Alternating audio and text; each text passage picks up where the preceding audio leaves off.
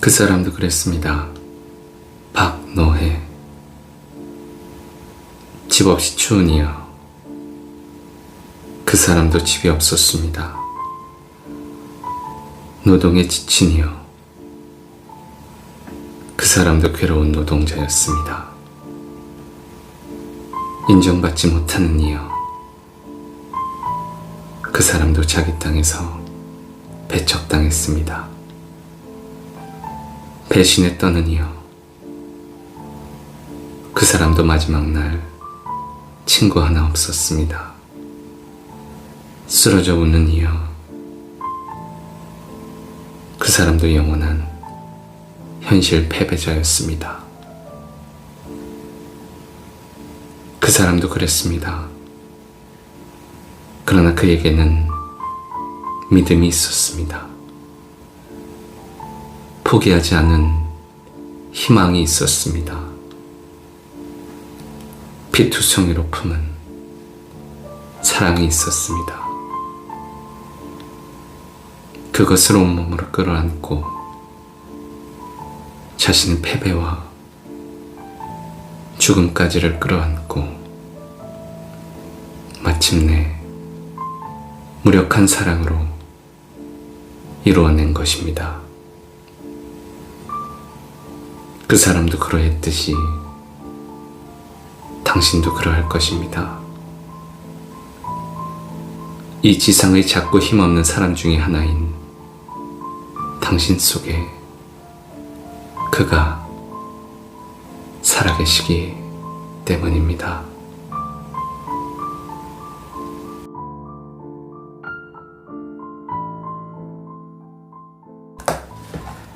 네, 2020년 7월 9일 수요일 복을 있는 사람들 보기요보라 시작합니다. 박노해 시인의 시집 그러니 그대 사라지지 말아라 중에서 그 사람도 그랬습니다 라는 제목의 시로 보기요보라 첫 문을 열었습니다. 보기요보라는 복지와 관련한 다양한 컨텐츠를 라디오 형태로 전해드리려고 합니다. 컨텐츠를 잠시 소개하자면 대중문화에서 찾은 복지 인사이트, 복지인을 인터뷰하고 그들의 경험과 지혜를 배워보는 복지인이어, 인문학 책을 통해서 의식을 깨우는 복지인문학이 주 컨텐츠가 될 듯 싶습니다. 또 가끔 기회가 된다면 복지인이 순례할 수 있는 복지 순례지도 소개할 수 있으면 좋겠습니다. 여러분들의 많은 관심 부탁드립니다. 저도 양질의 컨텐츠를 잘 전달하기 위해서 노력하도록 하겠습니다. 오늘은 박노해 시집 그 사람도 그랬습니다. 시 한 편으로 시작을 했습니다. 제가 정말 좋아하면서 위로를 많이 받는 시집이 바로 그러니 그대 사라지지 말아라 시집입니다. 이 시집 읽고 있으면요, 사회의식이나 역사의식이 깨우쳐지기도 하고요, 때로는 불안한 감정을 공감받고 위로받는 듯한 느낌도 듭니다. 이 시대의 복지인들과 함께 공감하고 싶어서 첫머리를 박노해 시인의 시로 시작을 했습니다.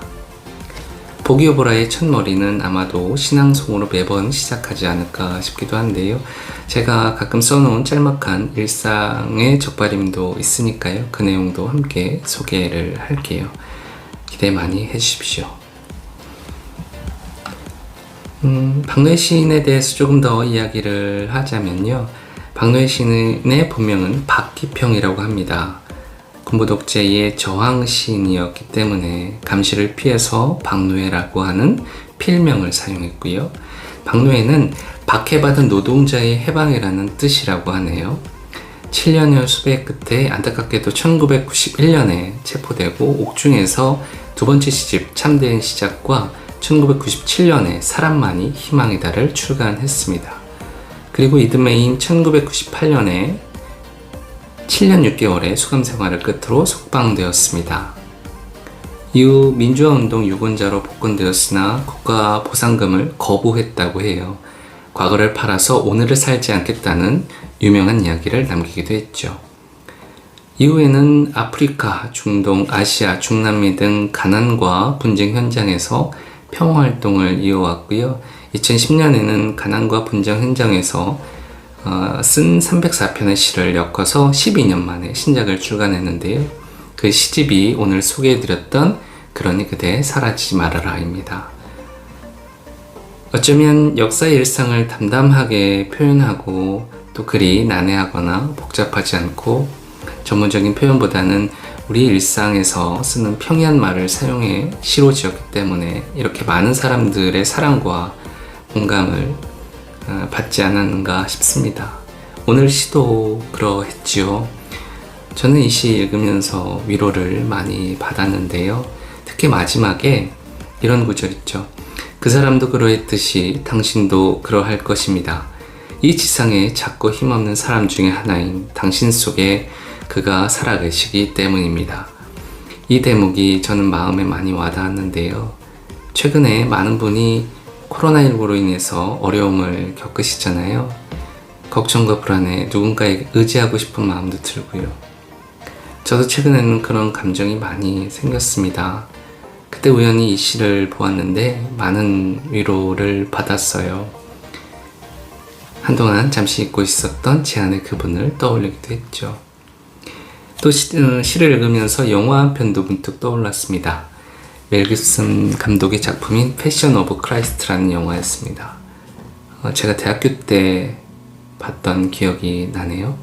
그분께서 고난의 길로 걸어가는 그 모습이 영화 필름처럼 스쳐 지나갔습니다. 그리고 줄지어 여러 생각이 일어났죠. 내가 지금의 상황이 녹록지 않고 불안하고 걱정도 되지만 다시 초심으로 돌아가서 내게 주어진 그리고 복지인에게 주어진 마땅한 사명을 생각해보자. 물론 그 마땅한 일을 행한다고 해서 갑자기 경제적인 안정을 찾아서 부귀영화를 누릴 수 있는 것은 아니겠지만 그렇지만 희망은 품을 수 있겠죠. 지금까지 내가 어떤 길을 걸어왔고 또 이 길을 왜 걸어왔는지 그것을 떠올려 보면 내가 마땅하다고 생각하는 그 일의 이유를 알 수 있고 그것은 앞으로 내가 걸어가야 할 방향을 알려줄 수 있지 않을까 싶었습니다.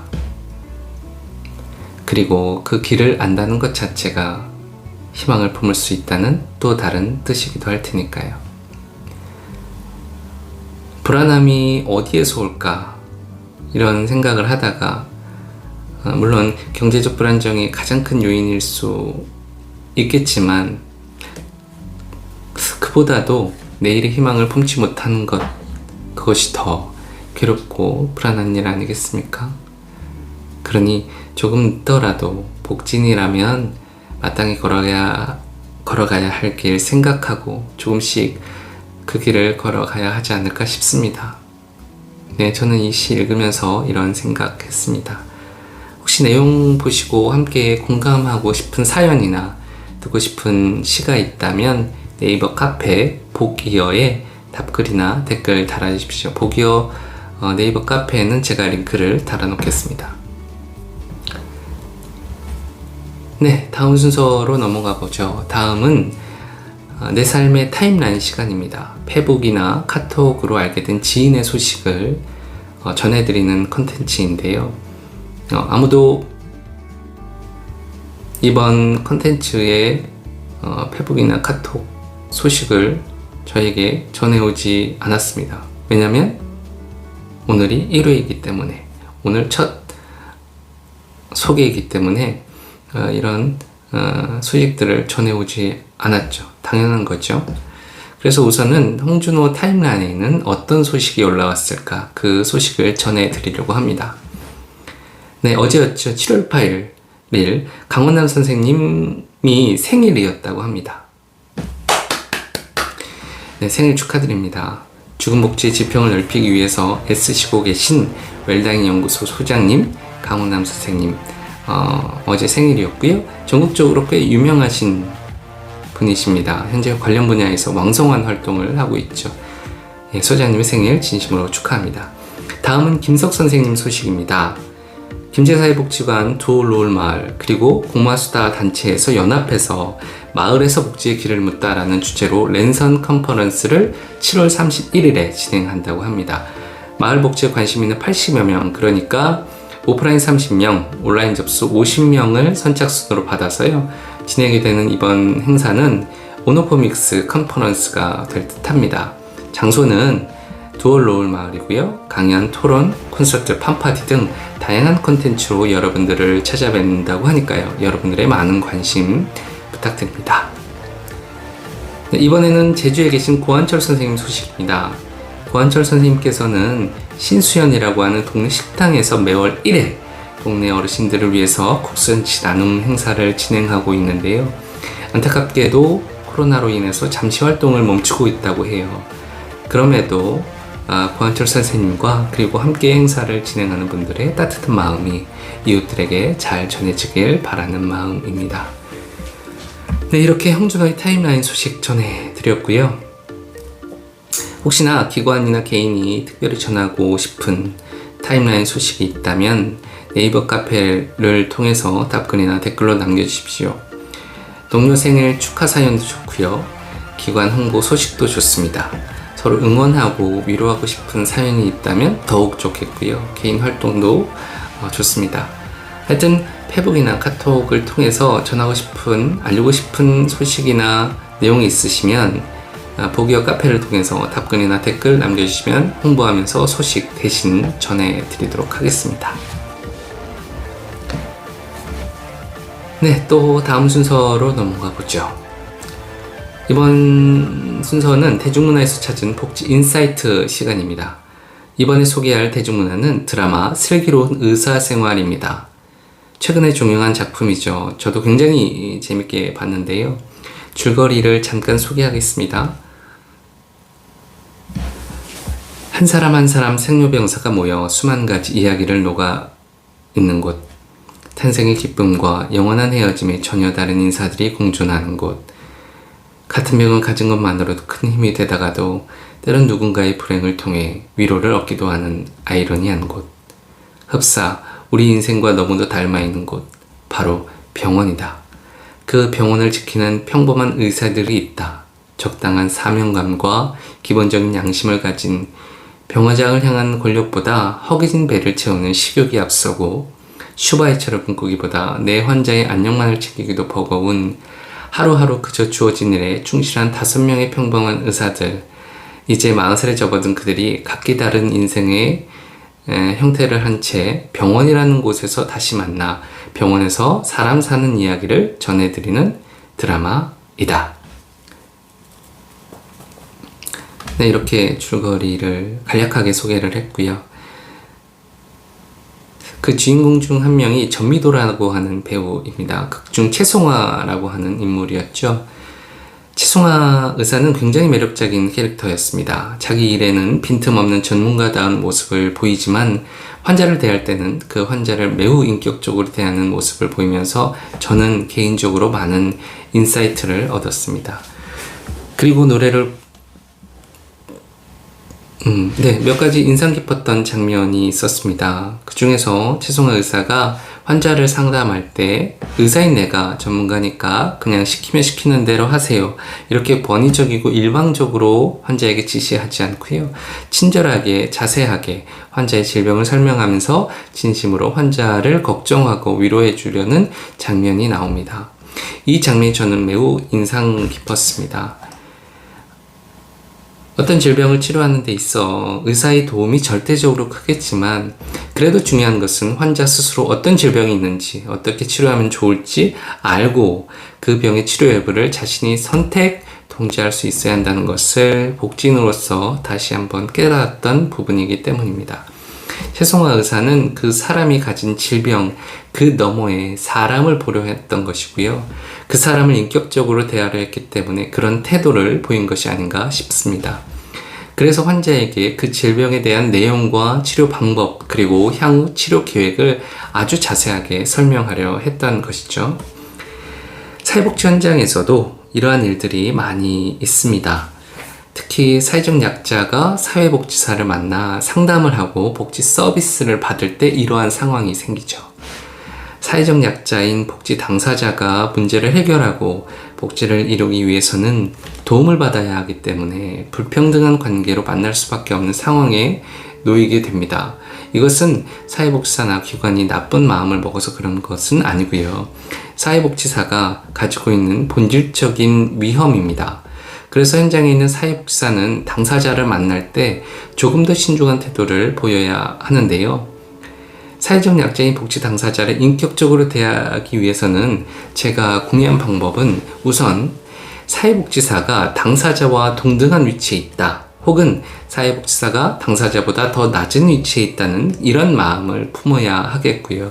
그리고 당사자가 이용하려는 복지 서비스의 이용 방법을 당사자에게 충분히 설명하고 이용 계획을 당사자 스스로 세우게 하거나 또는 그것이 어렵다면 사회복지사와 함께 세워나가는 것, 그 과정이 매우 중요하다고 생각합니다.